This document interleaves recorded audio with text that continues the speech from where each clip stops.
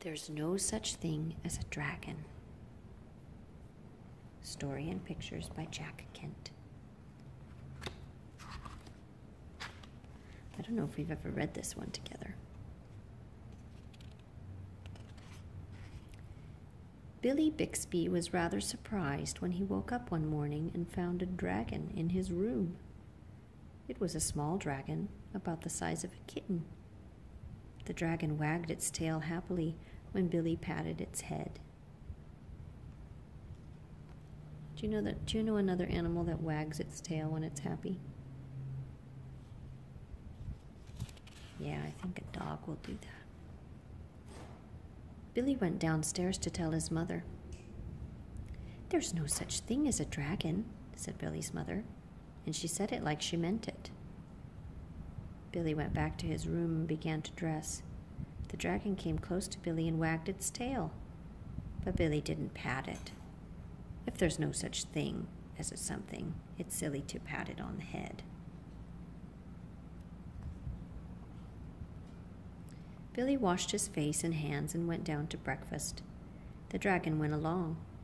It was bigger now, almost the size of a dog. Billy sat down at the table. The dragon sat down on the table. This sort of thing was not usually permitted, but there wasn't much Billy's mother could do about it. She had already said there was no such thing as a dragon. And if there's no such thing, you can't tell it to get down off the table.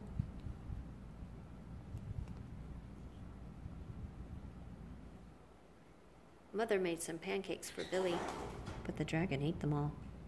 Mother made some more, but the dragon ate those too. Mother kept making pancakes until she ran out of batter. Billy only got one of them, but he said that's all he really wanted anyway. Billy went upstairs to brush his teeth. Mother started cleaning the table. The dragon, who was quite as big as Mother by this time, made himself comfortable on the hall rug and went to sleep. By the time Billy came back downstairs, the dragon had grown so much he filled the hall. Billy had to go around by way of the living room to get where his mother was. "I didn't know dragons grew so fast," said Billy. "There's no such thing as a dragon," said Mother firmly. Cleaning the downstairs took Mother all morning, what with the dragon in the way and having to get in and out of windows to get from room to room. By noon, the dragon filled the house. Its head hung out the front door, its tail hung out the back door, and there wasn't a room in the house that didn't have some part of the dragon in it. Oh my. Is that funny, Lou?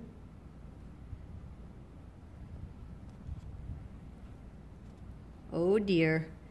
When the dragon awoke from his nap, he was hungry. A bakery truck went by. The smell of fresh bread was more than the dragon could resist. The dragon ran down the street after the bakery truck. The house went along, of course, like the shell on a snail.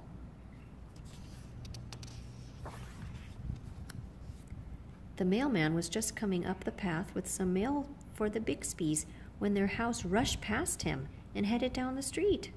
He chased the Bixby's house for a few blocks, but he couldn't catch it.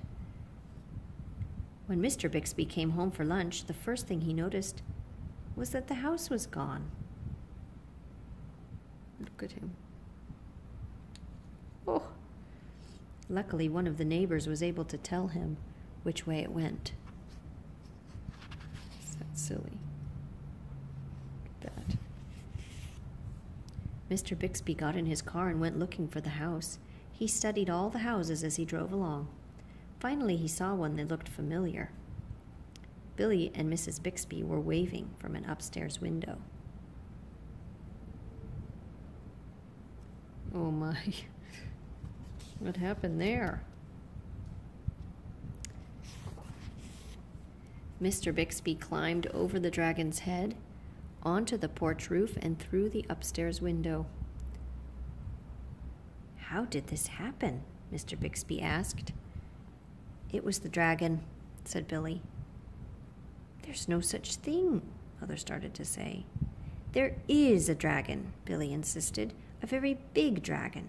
And Billy patted the dragon on the head.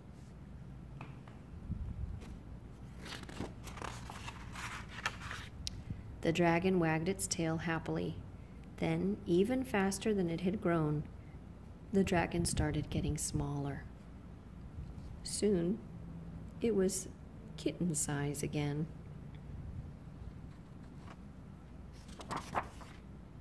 I don't mind dragons this size, said Mother. Why did it have to grow so big? I'm not sure, said Billy, but I think it just wanted to be noticed.